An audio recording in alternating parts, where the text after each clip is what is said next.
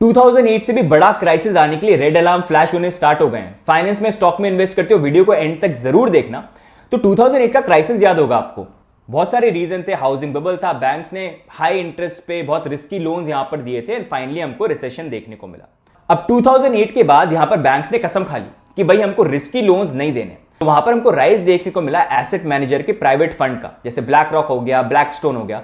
तो इन्होंने क्या किया, इन्होंने यहां पर फंड स्टार्ट किया कि लोगों को अगर इन्वेस्ट करना है तो आप हमारे फंड में पैसा डाल सकते हो, प्राइवेट क्रेडिट फंड, और उसी फंड में से हम जो कंपनीज हैं जो कुछ चीज बना रही है उनको हायर इंटरेस्ट पे लोन देंगे। रिस्की लोन्स हम उनको यहां पर देंगे, जो रिटर्न आएगा फिर आप में बांटेंगे।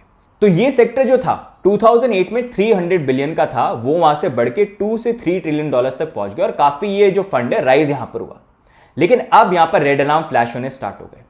हुआ क्या, अभी एआई आ गया। एआई के कारण क्या हुआ, जितनी सॉफ्टवेयर कंपनी जो चीजें बना रहे थे पहले तो वाइबल लगता था, प्रॉमिसिंग लगता था, लेकिन अब वो सिचुएशन पूरी की पूरी चेंज हो चुकी है।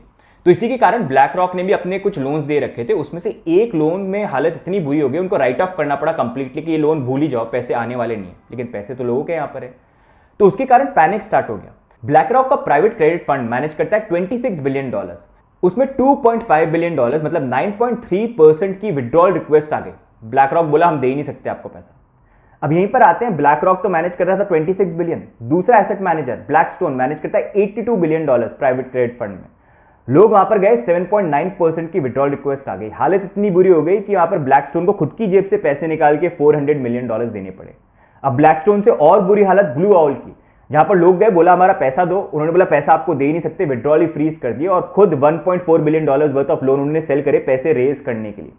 तो ये प्राइवेट क्रेडिट फंड जो 300 बिलियन डॉलर से 2 से 3 ट्रिलियन डॉलर्स का बन गया, अब लोगों का फेथ उसके अंदर ब्रेक होता हुआ देखने को मिल रहा है। जहां पर वो समझ रहे हैं कि भाई पहले जो चीजें लगती थी कि कंपनीज वगैरह सक्सेसफुल होंगी, वो पूरी चेंज हो चुकी हैं एआई के कारण। साथ में मिडिल ईस्ट के अंदर वॉर सिचुएशन भी चल रही है, और जब ऐसे बड़े बड़े फंड जिनके हाथ में फंड होने चाहिए वो देखो ऑनर ही नहीं कर पा रहे, लेकिन अगर वो रोक रहे हैं और इस तरह की लिमिटेशन आ रही है तो वो एक रेड अलार्म कहीं ना कहीं साउंड कर रहा है। जैसे 2008 में हुआ था, बैंक्स ने काफी लोन दिए थे हाई रिस्क के ऊपर, तो वो अब ऐसा नहीं हो जाए कि बड़े एसेट मैनेजर जो इतना पैसा मैनेज करते हैं, हर जगह उनके हाथ हैं, हर जगह फैला रखे हैं, वहां पर हमको कुछ कोलैप्स देखने को मिल जाए। इसी कारण काफी एनालिस्ट रेड अलार्म साउंड कर रहे हैं कि ये जो पूरी सिचुएशन है मे बी काफी लोगों को छोटी लगे, लेकिन यही छोटी चीजें जो होती हैं एंड में ऐसे इंपैक्ट करती है कि हमको एकदम से बिफोर यू नो इट बड़ा फाइनेंशियल क्राइसिस देखने को मिल जाए। अब आपकी क्या व्यू पॉइंट है, do let us know and share it with everyone and like भी कर देना।